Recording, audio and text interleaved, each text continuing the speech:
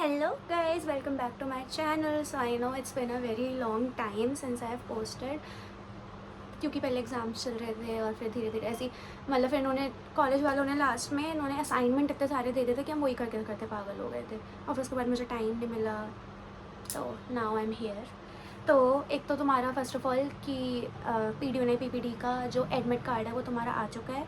अभी तक मेरे को मैसेज आया था कुछ बच्चों के डाउनलोड नहीं हो रहा है, तुम देखो ट्राई करो, साइट क्रैश हो रही होगी, हो जाएगा डाउनलोड। और 28 जून को तुम्हारा एग्ज़ाम है, तो all the best for that. And ये वीडियो स्टार्ट करने से पहले मैं कुछ इंपॉर्टेंट बात करनी चाहूँगी। इंपॉर्टेंट भी नहीं, मतलब कल नीट का एग्ज़ाम था, ठीक है। और मतलब मैंने आज कुछ रील्स देखी, उसके बाद मेरे को मतलब खुद को हुआ कि मेरे को बनानी है ये वीडियो, मतलब बोलना है कि मतलब एक कोई अंकल थे, वो अपनी बेटी को ले जाने में सेंटर पे लेट हो गए क्योंकि उनका टायर पंचर हो गया था बाइक का या जो भी था, तो वो नहीं पहुंच पाए सेंटर पे। एक तो सिस्टम से एक बारी में ढंग से पेपर नहीं कराया जाता, इतनी गर्मी में ये एग्ज़ाम होता है, बच्चा अंदर सफ़र कर रहा है और उसका पेरेंट बाहर सफ़र कर रहा है। मुझे भी याद है, मैं अपने पापा के साथ जाती थी, पापा गर्मी में मतलब 2 से 5 की, तो उसकी टाइमिंग भी दोपहर की, ये नहीं कि सुबह सुबह ठंडे में करा के एग्ज़ाम ख़त्म करो, दोपहर की टाइमिंग है एग्ज़ाम की। मतलब और तुम देखो, तुम सेंटर ऐसी ऐसी जगह पड़ता है, इंडिया में किसी चीज़ की फैसिलिटी नहीं है, कहीं लाइट गई हुई है, कहीं गर्मी है, पसीने आ रहे हैं बच्चों को, कूलर भी नहीं है तो वो इन्विजिलेटर ने अपने ऊपर लगा रखे हैं, जो बच्चा पेपर दे रहा है वो तो पागल है, ठीक है। तो मतलब इन्होंने कुछ भी नहीं कर रखा है, कुछ भी, कोई फैसिलिटी नहीं है। मतलब एटलीस्ट होना ये चाहिए कायदे से कि बच्चा अगर जहाँ का भी है तो उसका सेंटर उसके घर के पास पड़ना चाहिए, ताकि वो टाइम पे पहुँच जाए, इतनी दूर ना ट्रैवल करना पड़े। एक तो इतनी गर्मी, तो या तो तुम टाइमिंग चेंज करो एग्ज़ाम की, थोड़ा सही टाइम पे रखो, थोड़ा ठंड वाले टाइम पे कि बच्चा दे पाए। इतना इन्होंने 9 से एक पेपर कंडक्ट कराया जा रहा, लीक होने के उस पर इन्होंने टेलीग्राम बैन कर दिया इंडिया में कि टेलीग्राम के थ्रू लीक होता है। लीक तो पेपर कैसे भी हो सकता है, चीटिंग करने वाले बच्चे तो कैसे भी चीटिंग कर लेंगे। तुम देखो ना इंडिया में, मतलब it's high time that you should leave this race. मैं इसके बारे में बाद में बनाऊँगी, मतलब मेरा भैया डॉक्टर है, ही इज़ डूइंग एनडीपीडिया, और मैं हमेशा सोचती हूँ उसके साथ ये पॉडकास्ट करूँ कि क्यों तुम्हें इस फील्ड में नहीं आना चाहिए। मैं हमेशा सोचती हूँ, पर उसे टाइम ही नहीं मिल रहा है कि ये वो अभी कर पाए। तो जब मिलेगा तो मैं ज़रूर अपने भैया के साथ ये वीडियो बनाऊँगी। पर पता है, देखो लोग इस लाइन में जाके भी खुश नहीं है। बात ये है कि तुम खुद सोचो, तुम इस लाइन में जाना क्यों जा रहे हो। तुम्हारे पेरेंट्स चाहते हो तुम डॉक्टर बनो इसलिए, या तुम खुद चाहते हो तुम डॉक्टर बनो इसलिए। अगर तुम खुद भी चाहते हो और तुमने 1 या 2 बार ट्राई कर लिया, उसके बाद भी क्यों आगे करना चाह रहे हो। मान लो तुमने नीट क्लियर कर लिया, जैसे तैसे कर लिया, 5.5 साल की MBBS करी तुमने। MBBS करने के बाद कौन गारंटी देता है तुम्हारा नीट PG एक बार में निकल जाएगा। क्योंकि जिस जैसे बच्चे का IQ रहता है वो रहता है, ये चीज़ मैंने नोटिस करी है। जैसे मेरा भैया था तो उसने निकाल लिया था नीट UG एक ड्रॉप में। अब उस टाइम उसके जो दोस्त थे जिन्होंने 4-5 ड्रॉप जिन्हें लग गए थे नीट PG निकालने में। अब मेरे भैया की MD ख़त्म होने वाली है। कुछ मेरे भैया के दोस्त हैं जिनकी अभी तक PG का पेपर नहीं निकला, तो अब बताओ बैठे हुए हैं कि नहीं बैठे हुए। MBBS करके सिर्फ बैठे ही हुए हैं ना वो। तो कोई गारंटी नहीं ले रहा। और अगर इनफैक्ट तुम्हारी PG निकल भी जाए एक बारी में, या जब भी निकल जाए, उसके बाद इतनी टॉक्सिक तुम्हारी लाइफ है कि मतलब बहुत टॉक्सिक लाइफ है तुम्हारी, तुम जी नहीं सकते एक पल भी अपने लिए, तुम्हारी कोई लाइफ ही नहीं है।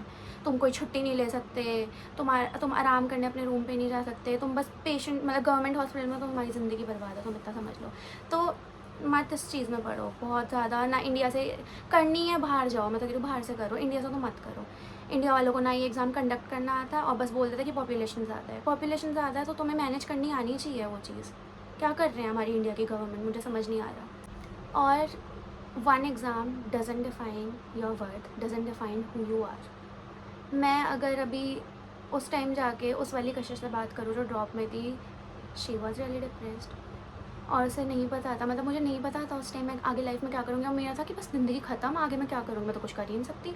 लोग मेरे जो साथ के स्कूल के फ्रेंड्स हैं वो तो दिल्ली यूनिवर्सिटी से कुछ कर रहे हैं, किसी ने BBA ज्वाइन कर ली, किसी ने कुछ कर लिया, किसी ने प्राइवेट यूनिवर्सिटी, मैं तो रह गई, मैं तो ड्रॉप कर दी रह गई।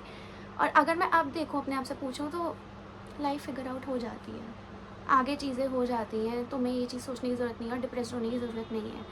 और तुम अकेले नहीं हो इस चीज़ में, बहुत सारे लोग हैं। नीट का तो सोचो कितने बच्चे पेपर देते हैं, और अब की बार उन्होंने एग्ज़ाम भी इतना हार्ड कर दिया। और नीट हमेशा हार्ड करते हैं, एक बार इनसे पेपर लीक होने से रोका नहीं जाता, फिर दोबारा वाला एग्ज़ाम हार्ड कर देते हैं। बच्चा करे तो करेगा।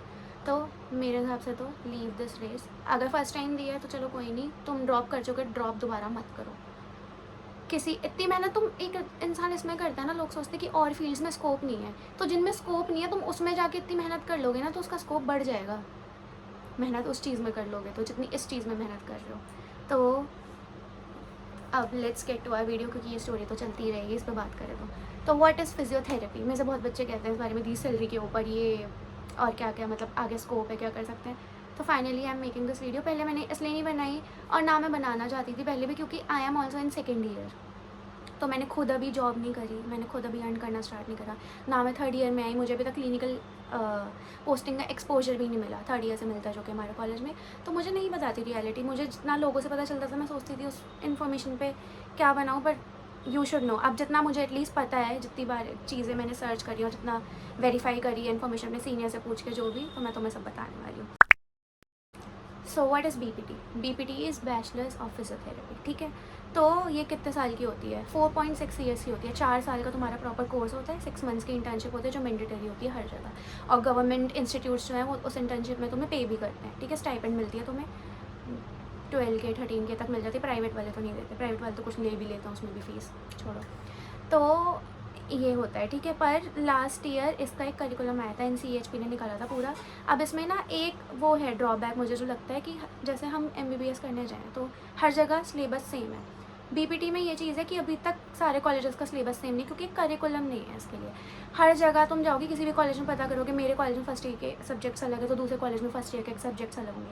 मतलब पढ़ना तो सबको वही चीज़ है, पर किसी के सेकंड ईयर के वो सब्जेक्ट होंगे जो किसी और के फर्स्ट ईयर में है, तो समझ रहे हो।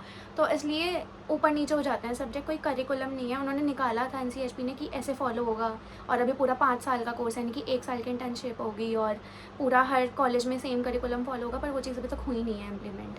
कब करेंगे ये लोग जाने, मुझे नहीं पता। तो अभी तक ये 4.6 ईयर्स का ही है, जिसमें तुम्हारा 4 साल का होगा। तो मैं ऊपर से तुम्हें सब्जेक्ट्स बता देती हूँ, मतलब तुम्हें आइडिया रहता है कि तुम इसमें क्या पढ़ने वाले हो, because a lot of people don't know कि वो उसमें क्या करेंगे। और MBBS में मेडिकल सब्जेक्ट्स होते हैं, ऐसा नहीं है।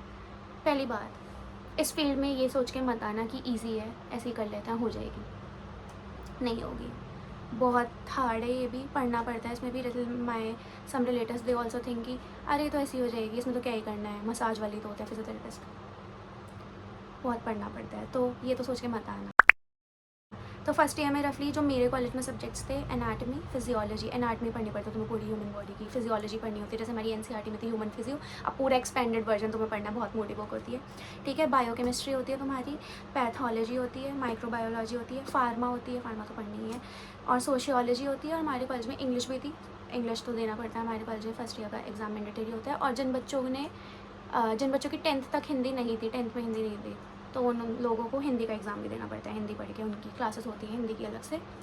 तो फिर सेकेंड ईयर में आ जाते हैं हमारी एक्सरसाइज थेरेपी, जिसमें हमें एक्सरसाइजेस सिखाते हैं सारे, मतलब एक्सरसाइज से रिलेटेड कैसे पेशेंट का पेन रिलीव करना है। इलेक्ट्रोथेरेपी, इलेक्ट्रिक स्टिमुलेशन से कैसे पेशेंट का पेन रिलीव करना है, ठीक है। Biomechanics, really important subject. और ऑर्थोपेडिक्स होती है और साइकोलॉजी होती है, ठीक है। साइकोलॉजी भी अब मतलब कितनी अच्छी चीज़ है, तुम सोचो। मुझे ये चीज़ करिकुलम अच्छा लगा कि मतलब मैंने पहले सोचा था कि मैं BSc साइकोलॉजी करने, मतलब जब नीट नहीं होता तो फिर तो ऑप्शंस बहुत सारे कि ये कर लो वो कर लो। तो BSc साइकोलॉजी की जगह तो मैं इस कोर्स में साइकोलॉजी एज ए सब्जेक्ट पूरा अच्छे से पढ़ाया जा रहा है। 4th ईयर में इनफेक्ट तुम्हारी न्यूरो साइकोलॉजी भी आती है। तो in case after graduation you don't want to pursue your career in physiotherapy, you can pursue your career in psychology as well, because you are studying it as a subject in this degree, ठीक है। तो बहुत सारे scopes हैं और ये चीज़ मुझे अच्छी लगी। और थर्ड ईयर में फिर तुम्हारी सर्जरी, जिसमें तुम पेशेंट के साथ फाइनली तुम्हारा एक्सपोजर होता है। तुम अलग अलग हॉस्पिटल में, हमारे कॉलेज में क्या होता है और कॉलेजेस का मुझे नहीं पता, हमारे कॉलेज में थर्ड ईयर में अलग अलग, जैसे दिल्ली में है हमारा कॉलेज, तो अलग अलग जगह पोस्टिंग्स होती है। दिल्ली, पूरे दिल्ली NCR तुम्हें हर हॉस्पिटल में भेजते हैं। पोस्टिंग चेंज होती है हर बच्चे की, 1 मंथ के लिए लगती है। हाफ डे क्लासेस होती हैं और हाफ डे पोस्टिंग होती हैं। तो उसमें तुम आधा दिन पढ़ते हो और फिर आधा दिन इम्प्लीमेंट करते हो चीज़ें जो तुमने पढ़ी हैं। तो अच्छी चीज़ है। हर हॉस्पिटल में तुम इतने अच्छे सोचो, सफदरजंग में तुम्हारी पोस्टिंग लगती है, तुमने सुना होगा। एम्स में लगती है, मतलब लगती है बहुत अच्छे गवर्नमेंट जितने भी हॉस्पिटल्स तुमने दिल्ली के सुने होंगे बड़े बड़े ना, सब जगह लगती है तुम्हारी, ठीक है। और फिर 4th ईयर में तुम्हारे आ जाते हैं न्यूरो साइकोलॉजी, जैसे मैंने बताया था। अब तुमने बैचलर्स कर ली, ठीक है। तो आफ्टर बैचलर्स व्हाट, क्या क्या कर सकते हो तुम इस करियर में। तो अभी तो मैंने भी चीज़ फिगर आउट नहीं करी मुझे आगे क्या करना है, पर बहुत सारे ऑप्शंस होते हैं। तो फिजियोथेरेपी के बाद सबसे पहले अगर तुम्हें इसी में करियर परसू करना है तो जैसे MBBS के बाद भी नहीं लोग इतना अच्छा अर्न कर पाते, तो लोग MD के लिए जाते हैं, MD के बाद भी DM के लिए। तो हर चीज़ में स्पेशलाइजेशन की ज़रूरत होती है, क्योंकि कोई भी तुम्हारे पास पेशेंट आ रहा है तो वो देखेगा तो कि तुम किस में स्पेशलाइज्ड हो। आजकल लोग सब पढ़े लिखे हैं तो वो चीज़ देखते हैं। Specialization is important. So MPT करनी है, MPT तुम स्पोर्ट्स में कर सकते हो, स्पोर्ट्स में बहुत स्कोप है।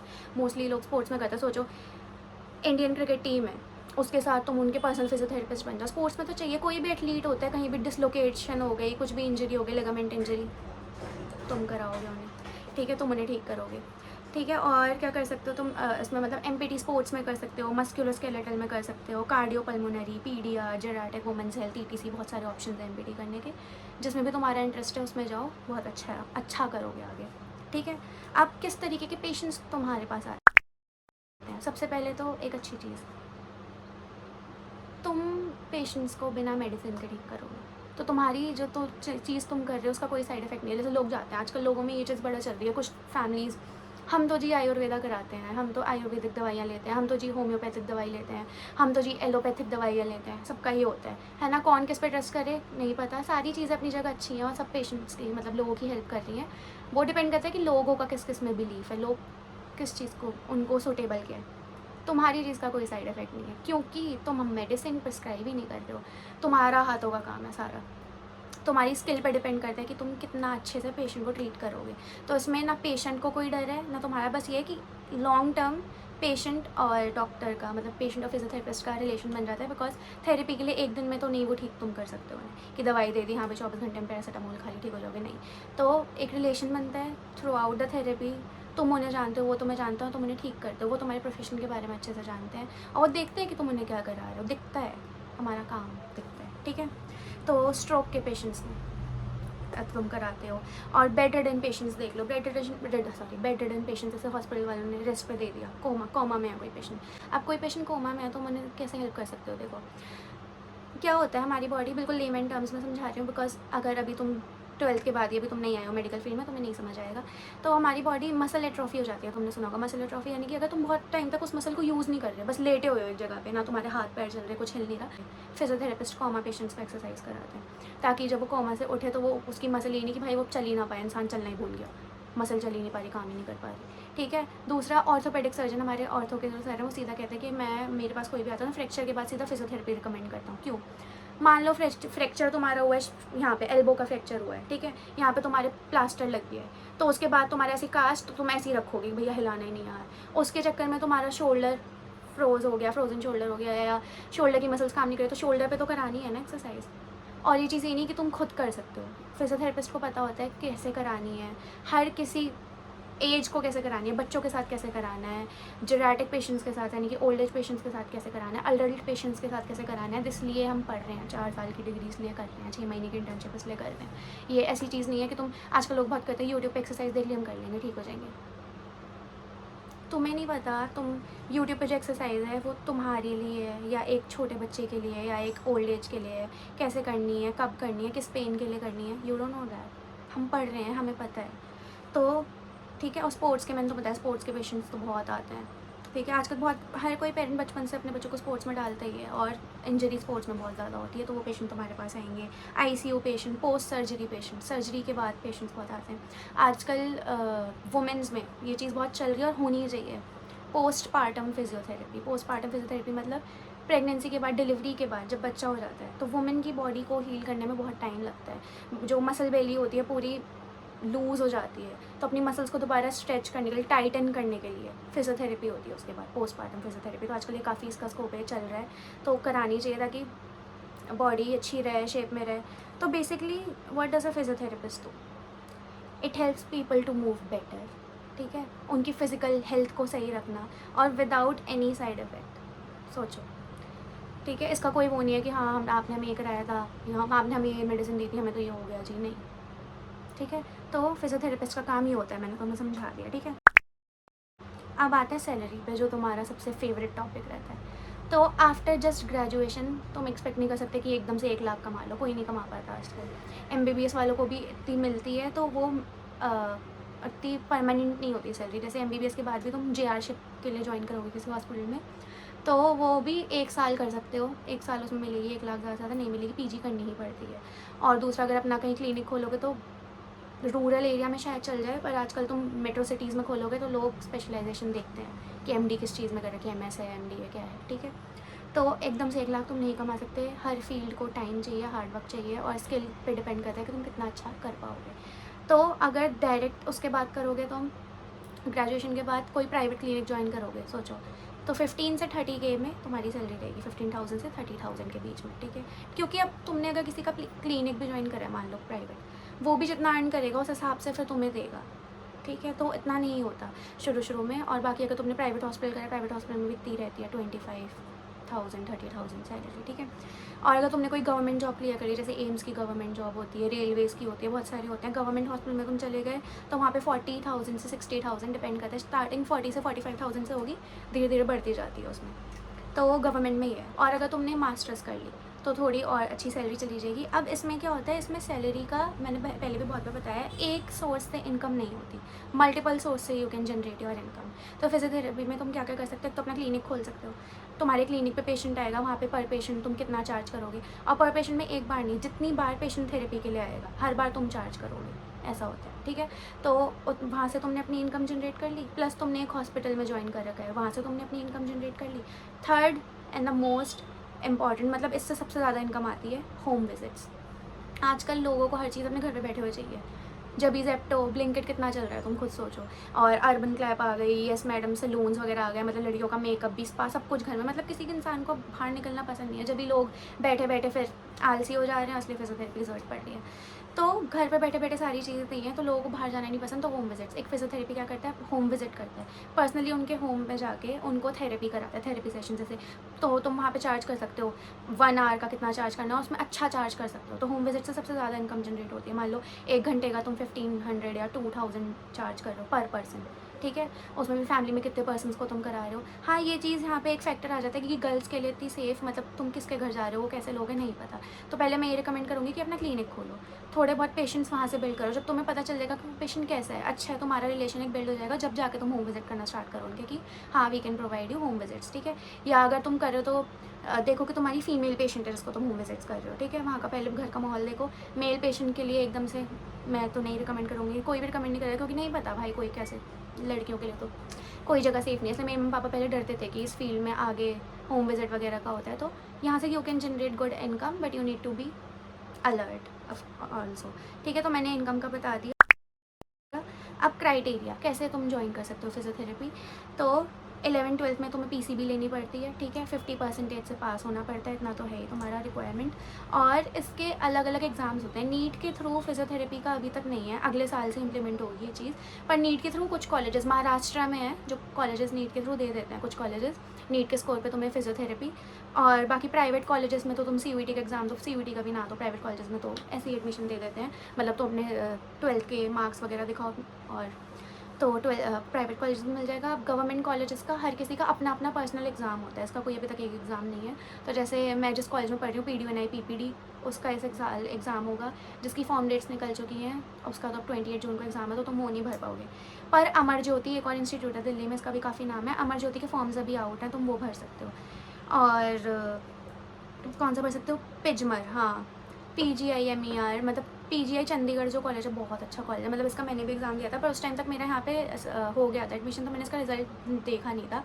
पर बहुत ही, मतलब इसकी फ़ीस इतनी कम है, बहुत कम इसकी फ़ीस है, और ये कॉलेज बहुत बहुत अच्छा है। तो PGI चंडीगढ़ की लास्ट डेट 2 जुलाई है फिल करने की, इसको तो फिल कर दो बिना सोचे आँख बंद करके। इसका पैरामेडिकल का एग्ज़ाम होता है, इसी में फिजियोथेरेपी भी आती है, तो उसको फिल कर दो।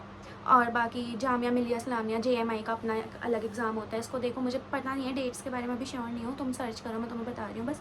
इंद्रप्रस्थ यूनिवर्सिटी, IP जो यूनिवर्सिटी है, गुरु गोबिंद यूनिवर्सिटी दिल्ली में, इनका एग्ज़ाम होता है। बस इनका ये है कि IP यूनिवर्सिटी में फ़ीस थोड़ी ज़्यादा होती है, इसलिए मैंने ये फिल नहीं करा था। अमर ज्योति भी फिल नहीं करा था बिकॉज इसकी भी फ़ीस ज़्यादा है, पर अभी फ़ीस ज़्यादा ही कर रहे हैं, गवर्नमेंट की भी ज़्यादा ही कर रहे हैं, पता नहीं क्यों कर रहे हैं। तो and at last, is it worth it? तो according to me yes it is worth it. तुमने अगर साइंस ली है, तुम नीट में जा रहे हो, मेरा वही कहना है कि अगर वहाँ इतनी मेहनत करो तो यहाँ कर लो यार। हाँ, अभी इसका इतना स्कोप नहीं है, पर बाहर इसका बहुत स्कोप है, अगर तुम्हें बाहर जाना है तो। इसके बाद तुम क्या क्या कर सकते हो, मतलब अगर तुम फिजियोथेरेपी नहीं, बहुत लोग इसके बाद मान लो तुम फिजियोथेरेपी में करियर परस्यू नहीं करा, तो लोग इसके बाद MBA करते हैं इन हेल्थ केयर मैनेजमेंट, है ना, हॉस्पिटल मैनेजमेंट वगैरह में MBA कर ली। टीचिंग के लिए जाते हैं, मतलब प्रोफेसर बन जाते हैं, एक पर्टिकुलर सब्जेक्ट में तुम MSc कर लो, PhD कर लो, तुम टीचर बन जाओ, ठीक है, प्रोफेसर, उसमें भी काफ़ी अच्छा है। और तुम रिसर्च के लिए चले जाते हैं बहुत लोग, तो स्कोप है, ऐसा नहीं है कि स्कोप नहीं है। और मैं कहूँगी वर्थ इट है। अगर मतलब अभी स्कोप नहीं है तो हम लोग ही तो मिलके इस चीज़ को बढ़ाएंगे ना, मतलब अपनी फील्ड में इतने अच्छे बन जाओ कि लोग तुम्हें देख कर आएँ कि हाँ चलो इस फील्ड में कुछ तो है। तो वही है कि हार्ड वर्क है, सैलरी स्टार्टिंग की बहुत कम है, बस अपनी स्किल पे करते जाओ काम, धीरे धीरे करते करते सीखोगे। देखो स्टार्टिंग में तो सैलरी मैं इसलिए कहती हूँ कम भी ठीक है, क्योंकि तुम्हें भी नहीं पता तुम पेशेंट को कैसे ट्रीट करोगे। जब तुम्हें आउटकम मिलेगा, जब तुम्हें इतना कॉन्फिडेंस मिलेगा कि तुमने करा है भाई, पेशेंट का दर्द कम करा है, जब तुम्हें इतना मिलेगा ना, तो तुम खुद कॉन्फिडेंस के साथ ज़्यादा चार्ज करोगे, तुम दिखाओगे लोगों को कि मैंने इसको ठीक करा है। और वर्ड ऑफ माउथ होता है भाई, कोई एक बंदा तुम्हारे यहाँ से ठीक होकर जाएगा तो वो दूसरों को बताएगा। आजकल जैसे मोस्टली हाउस वाइफ्स होती हैं, हाउस लेडीज़ होती हैं, कितनी ज़्यादा उन्हें परेशानियाँ रहती हैं। मेरी मम्मी को भी मेनोपॉज के बाद कितनी ज़्यादा ऑस्टियोपोरोसिस रहता है, घुटनों में दर्द, सीढ़ियाँ नहीं चढ़ी जाती, कितनी परेशानियाँ होती हैं। तो फिजियोथेरेपी हर चीज़ में काम आती है, और किसी को तुम सेटिस्फेक्शन के साथ भेजोगे ठीक करके, वो बंदा खुशी से तुम्हारे पास लोगों को भेजेगा कि जाओ। शुरू में लोगों को लगता है इंडिया में कि हाँ पैसे खर्च हो रहे हैं, पर एक बार वो ठीक हो जाता है, उनका दर्द चला जाता है, तो वो तुम्हें करते हैं, तो एक्नॉलेज करेंगे, रिकग्नाइज़ करेंगे तुम्हें। तो yes, this profession is worth doing according to me, but I am only a second year student, तो तुम ये नहीं कह सकते कि हाँ दीदी आपने बोला था हम आ गए अब नहीं। तो बहुत सारी चीज़ें हैं, क्योंकि मान लो BDS में डेंटिस्ट जो बनते हैं लोग बहुत अच्छा अर्न कर रहे हैं, मैं जिनको जानती हूँ, एक है मेरे भैया के फ्रेंड, वो बहुत अच्छा, उन्होंने जबकि प्राइवेट से करी थी, काफ़ी अच्छा ही इज़ डूइंग। पर अभी ये कुछ लोग कहते हैं कि BDS में सैचुरेशन आ चुकी है, हम नहीं कर पा रहे। तो इट डिपेंड्स टू पर्सन कि तुम्हें एक तो उस चीज़ में इंटरेस्ट है, तुम इंटरेस्ट के साथ वो कर रहे हो, दूसरा तुम्हारी स्किल कितनी अच्छी है, तुम कितने अच्छे से कर रहे हो, तुम्हें पेशेंट से बहुत लोग मान लो फिजियोथेरेपी तो उन्होंने अच्छे से पढ़ ली भाई, बहुत अच्छे से टॉप वगैरह कर लिया, वो पढ़ने में अच्छे थे, पर वो पेशेंट को डील नहीं कर पा रही। मतलब उनकी स्किल्स भी अच्छी है, पर वो पेशेंट से बात कैसे करनी हो नहीं आया था। तो बहुत सारी चीज़ें जो तुम थ्रू आउट द टाइम सीखते हो, पेशेंट से बात करने का तरीका, पेशेंट थेरेपिस्ट रिलेशनशिप बिल्ड करने का, जो तुम्हें साइकोलॉजी में पढ़ाती है हमारी मैम, और बहुत सारी चीज़ें होती हैं। तो जब तुम सारी चीज़ें सीख जाओगे और तुम इतने कॉन्फिडेंस में आ जाओगे that yes I can treat a patient successfully, then you can charge. और अपनी स्किल के लिए हर बंदे को मिलते हैं उतने पैसे, और मिलेंगे जब तुम उस काबिल बन जाओगे। तो बस यही मुझे कहना था। Thanks for watching, and if you have any doubts do comment below, use the comment section, it's all yours. Bye.